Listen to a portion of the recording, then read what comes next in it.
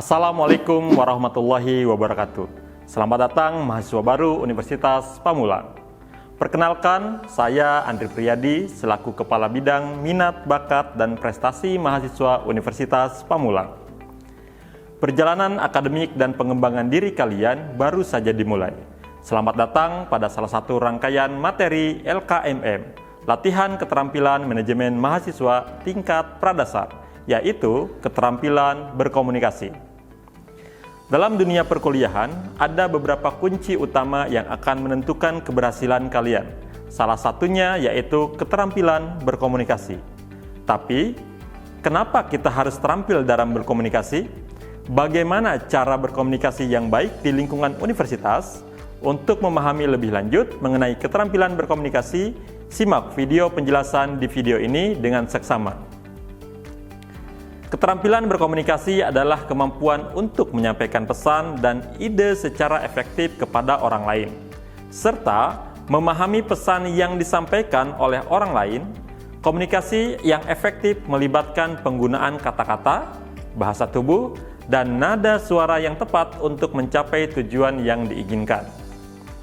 Keterampilan berkomunikasi adalah kemampuan yang sangat penting bagi mahasiswa untuk dikembangkan, karena dapat membantu mereka meningkatkan kepercayaan diri, membangun hubungan yang efektif, dan meningkatkan kemampuan kerjasama. Dengan memiliki keterampilan berkomunikasi yang baik, mahasiswa dapat berinteraksi dengan orang lain dalam lingkungan akademik dan profesional dengan lebih efektif dan efisien. Selanjutnya kita akan membahas mengenai unsur dalam komponen komunikasi. Unsur komunikasi adalah komponen-komponen yang memiliki saling terkait dan bekerja sama dalam proses penyampaian pesan dari satu pihak kepada pihak lain. Masing-masing unsur memiliki peran penting dalam memastikan pesan yang disampaikan dapat diterima dan dipahami dengan baik. Berikut beberapa komponen komunikasi yang perlu diketahui. Di antaranya, yang pertama, pengirim, yaitu orang yang menyampaikan pesan, mengubah pikiran dan ide menjadi pesan. Kedua, penerima, yaitu orang yang menerima pesan, menerjemahkan pesan yang diterima. Yang ketiga, saluran, yaitu media yang digunakan untuk menyampaikan pesan, apakah secara lisan, tulisan, maupun verbal dan nonverbal. Yang keempat adalah umpan balik, yaitu tanggapan dari penerima pesan, bisa berupa kata-kata, tindakan, atau ekspresi wajah. Selanjutnya kita akan membahas mengenai jenis keterampilan komunikasi. Komunikasi lisan adalah proses komunikasi yang menggunakan bahasa lisan sebagai alat untuk menyampaikan pesan atau informasi. Komunikasi lisan dapat berupa percakapan, diskusi, presentase, atau ceramah. Dalam komunikasi lisan, pesan disampaikan melalui suara dan nada, sehingga dapat mempengaruhi emosi dan persepsi pendengar. Kemudian ada juga yang namanya komunikasi tulisan, adalah proses komunikasi yang menggunakan bahasa tulisan sebagai alat untuk menyampaikan pesan atau informasi. Komunikasi tulisan dapat berupa surat, email, laporan, atau artikel. Dalam komunikasi tulisan, pesan disampaikan melalui kata-kata yang tertulis, sehingga dapat mempengaruhi pemahaman dan persepsi pembaca. Selanjutnya, komunikasi verbal merupakan proses komunikasi yang menggunakan bahasa sebagai alat untuk menyampaikan pesan atau informasi. Komunikasi verbal dapat berupa komunikasi lisan atau tulisan, karena keduanya menggunakan bahasa sebagai alat untuk menyampaikan pesan. Dalam komunikasi verbal, pesan yang disampaikan melalui kata-kata, sehingga dapat mempengaruhi pemahaman dan persepsi penerima. Selanjutnya, komunikasi nonverbal merupakan proses komunikasi yang tidak menggunakan bahasa sebagai alat untuk menyampaikan pesan atau informasi. Komunikasi nonverbal dapat berupa gestur, ekspresi wajah, postur tubuh, atau kontak mata. Dalam komunikasi nonverbal, pesan disampaikan melalui tanda-tanda atau isyarat yang tidak menggunakan bahasa, sehingga dapat mempengaruhi emosi dan persepsi penerima.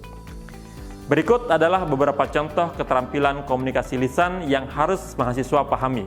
Di antaranya yang pertama berbicara di depan umum seperti presentasi, pidato, kemudian rapat. Yang kedua berdiskusi dengan mengungkapkan pendapat. mengajukan pertanyaan, atau mendengarkan. Yang ketiga, wawancara, seperti memberikan dan menerima informasi. Yang keempat, telepon, komunikasi jarak jauh. Yang kelima, presentasi, seseorang berbicara di depan kelompok orang tentang topik tertentu seperti proyek, ide, atau produk. Selanjutnya, berikut adalah beberapa contoh keterampilan komunikasi tulisan yang harus mahasiswa pahami. Di antaranya, yang pertama, menulis surat, formal maupun non-formal. Kemudian ada menulis laporan, menyampaikan informasi secara rinci, menulis email, komunikasi secara profesional, menulis pesan singkat, komunikasi cepat dan informal, kemudian membuat proposal. Mahasiswa menulis proposal tentang proyek atau penelitian yang ingin dilakukan. Yang keenam, artikel. Mahasiswa menulis artikel tentang topik tertentu seperti isu sosial, politik, atau ekonomi. Dan tentunya masih banyak yang harus kita pelajari. Selanjutnya, berikut adalah beberapa contoh keterampilan komunikasi nonverbal yang harus mahasiswa pahami. Di antaranya, yang pertama, bahasa tubuh, ekspresi wajah, gestur, dan kotak mata. Kemudian yang kedua ada paraverbal, seperti nada suara, volume, dan kecepatan berbicara. Yang ketiga ada ruang, jarak fisik dengan lawan bicara. Dalam komunikasi, baik verbal maupun nonverbal, penting untuk memahami bahwa pesan yang disampaikan dapat dipengaruhi oleh faktor-faktor seperti konteks, budaya, dan emosi. Oleh karena itu, komunikasi yang efektif memerlukan kemampuan untuk memahami dan menginterpretasikan pesan dengan tepat, serta memiliki kemampuan untuk menyampaikan pesan dengan jelas dan efektif.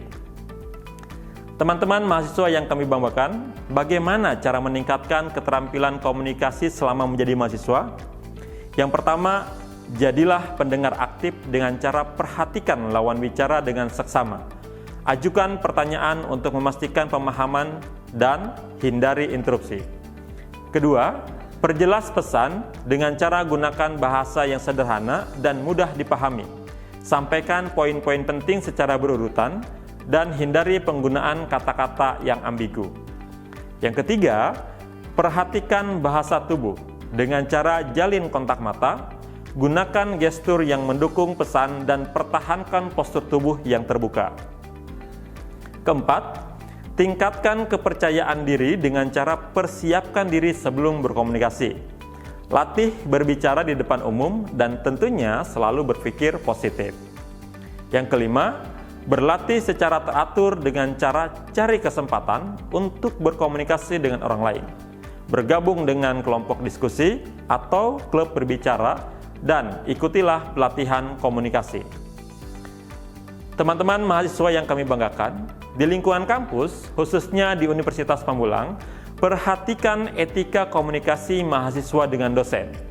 Etika komunikasi yang baik dapat membantu mahasiswa membangun hubungan yang baik dengan dosen, yang dapat berdampak positif pada proses pembelajaran dan mengajar. Berikut ini beberapa yang harus mahasiswa pahami ketika mau berkomunikasi dengan dosen. Pertama, perhatikan kapan waktu yang tepat untuk menghubungi dosen. Pilihlah waktu yang biasanya tidak dipakai untuk istirahat atau beribadah. Kedua, menggunakan bahasa formal yang umum dimengerti. Tidak bertele-tele, tidak alay, tidak memerintah, tidak disingkat, dan tanda baca yang baik serta tidak menggunakan emotikon yang berlebihan. Ketiga, pastikan menyampaikan identitas lengkap sebelum memulai pembicaraan. Keempat, tuliskan keperluan Anda dengan padat, singkat, dan jelas, langsung ke inti masalah. Yang kelima, tidak memaksa, tidak terburu-buru, dan tidak menggurui. Yang keenam, akhiri dengan ucapan terima kasih setelah selesai melakukan pembicaraan. Dengan demikian, memiliki etika komunikasi yang baik dengan dosen adalah sangat penting untuk mahasiswa, karena dapat membantu mereka membangun hubungan yang baik, meningkatkan kesempatan belajar, dan mempersiapkan diri untuk dunia kerja. Teman-teman mahasiswa yang kami banggakan, demikian penyampaian materi berkaitan dengan pentingnya berkomunikasi, terutama di lingkungan kampus. Jangan lupa kunjungi Lembaga Kemahasiswaan dan Alumni melalui website kemahasiswaan, kemahasiswaan.unpam.ac.id, atau teman-teman bisa follow media sosialnya, Instagramnya kemahasiswaan.unpam.official. Dan teman-teman bisa menghubungi melalui WhatsApp di 0822 99 13 6397. Kami ucapkan terima kasih, selamat berproses, semoga perkuliahannya berjalan lancar tanpa ada halangan apapun. Mari jadikan komunikasi yang baik sebagai awal menuju kesuksesan di masa depan. Terima kasih. Assalamualaikum warahmatullahi wabarakatuh.